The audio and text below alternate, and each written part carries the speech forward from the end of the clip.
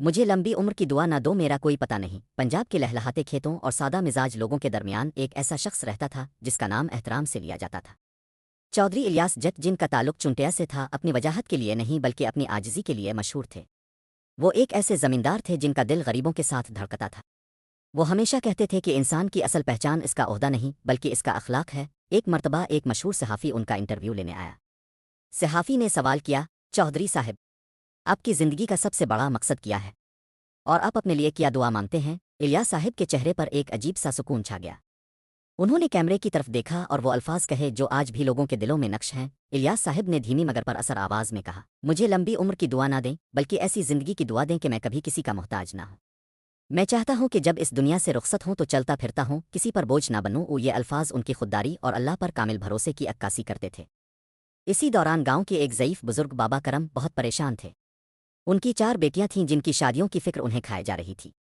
بابا کرم نے اپنی جمع پونجی سے ایک زمین خریدی تھی، لیکن علاقے کے کچھ باثر اور طاقتور لوگوں نے اس زمین پر قبضہ کر لیا تھا اور اب وہ نہ زمین چھوڑ رہے تھے اور نہ ہی پیسے دے رہے تھے۔ بابا کرم ہمت ہار کر الیاس صاحب کے پاس پہنچے۔ اپنی کہانی سناتے ہوئے ان کی آنکھوں سے آنسو جاری ہو گئے۔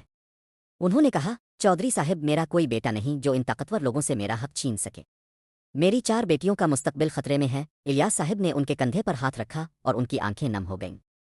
دوسری طرف منصور نامی ایک مغرور شخص اپنے ڈیرے پر بیٹھا اپنے ساتھیوں کے ساتھ کہے لگا رہا تھا۔ اسے اپنی طاقت پر گھمنڈ تھا اور اسے یقین تھا کہ کوئی بھی غریب بابا کرم کی مدد کے لیے نہیں آئے گا۔ اسے معلوم نہیں تھا کہ انصاف کی آواز جلد ہی اس کے دروازے پر دستک دینے والی ہے۔ الیاس صاحب خود منصور کے پاس گئے۔ انہوں نے نہ تو غصہ کیا اور نہ ہی دھمکی دی بلکہ بڑے وقار کے ساتھ بابا کرم کا حق مانگا۔ انہوں نے کہا، منصور صاحب، ظلم کی بنیاد پر بنائی گئی سلطنتیں کبھی قائم نہیں رہتی۔ اس بوڑھے باپ کے آنسو آپ کو غرق کر دیں گے۔ بہتر ہے کہ ان کا حق واپس کر دیں۔ جب منصور نے پھر بھی ٹال مٹول کی تو الیاس صاحب نے سب کے سامنے بلند آواز میں کہا، آج سے بابا کرم اکیلے نہیں ہیں، میں ان کا بیٹا بن کر کھڑا ہوں۔ اگر آپ کو ان سے لڑنا ہے تو پہلے مجھ سے مقابلہ کرنا ہوگا۔ یہ سن کر وہاں موجود تمام لوگ دنگ رہ گئے اور منصور کا غرور خاک میں مل گیا۔ الیاس صاحب کی اخلاقی جرت اور اثر و رسوخ کے سامنے ظالموں کو جھکنا پڑا۔ انہوں نے بابا کرم کی زمین کے تمام پیسے واپس کر دیے۔ بابا کرم کی آنکھوں میں اب دکھ کے نہیں بلکہ خوشی اور دعا کے آنسو تھے۔ انہوں نے الیاس صاحب کو سینے سے لگایا اور ڈھیروں دعائیں دیں۔ چودھری الیاس جٹ کی زندگی ہمیں سکھاتی ہے کہ حقیقی طاقت دوسروں کو دبانے میں نہیں بلکہ کمزوروں کا سہارا بننے میں ہے۔